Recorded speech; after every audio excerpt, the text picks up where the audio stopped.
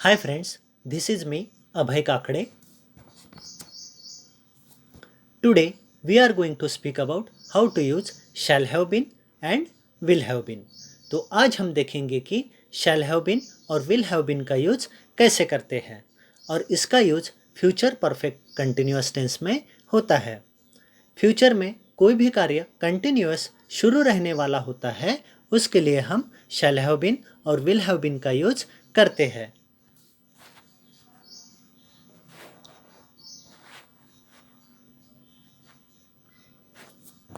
Last lecture में हमने यह भी देखा कि आई वी के साथ शैल का यूज करते हैं और ही शी इट यू दे के साथ विल का भी यूज करते हैं।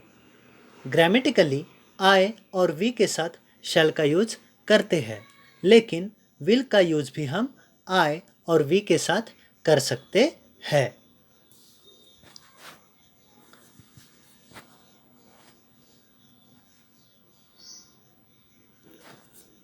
अब हम देखेंगे how to make positive sentence. Subject plus shall have been, will have been plus V4 plus object. V4 यानी वर्ब का fourth form. Let us look at some examples now.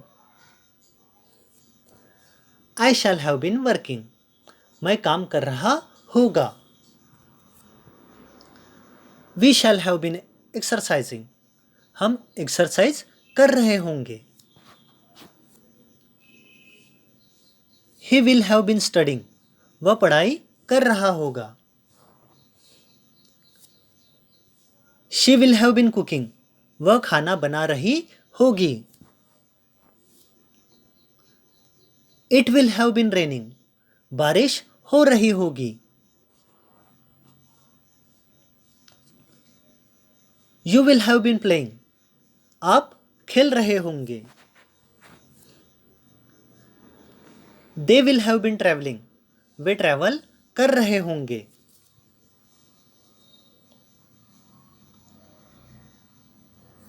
अब हम देखेंगे how to make negative sentence. Subject plus shall not have been, will not have been plus V4 plus object. Let's see some examples.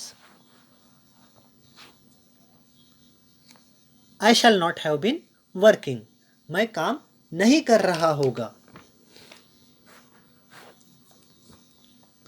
We shall not have been exercising, हम exercise नहीं कर रहे होंगे। He will not have been studying, हम पढ़ाई नहीं कर रहे होंगे।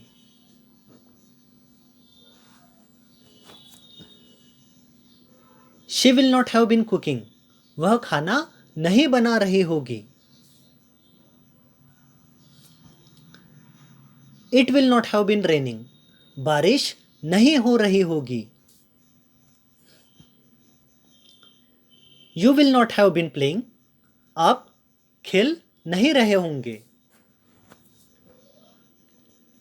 They will not have been traveling, way travel नहीं कर रहे होंगे। अब हम आगे बढ़ेंगे और देखते हैं हाउ टू फॉर्म क्वेश्चन। तो चलिए देखते हैं कुछ examples. Shall I have been working, क्या मैं काम कर रहा होगा। Shall we have been exercising, क्या हम एक्सरसाइज कर रहे होंगे। Will he have been studying, क्या वह पढ़ाई कर रहा होगा। Will she have been cooking, क्या वह खाना बना रही होगी। Will it have been raining, क्या बारिश होते रहेगी। Will you have been playing, क्या आप खेल रहे होंगे। Will they have been travelling, क्या वे ट्रैवल कर रहे होंगे।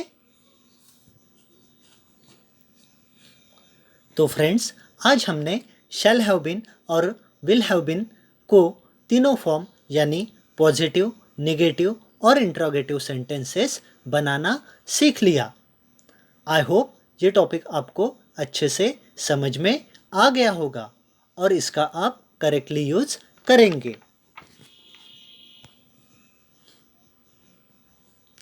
थैंक यू सो मच मेरे साथ लेसन देखने के लिए और मिलेंगे एक नए टॉपिक के साथ। Till then take care, bye bye.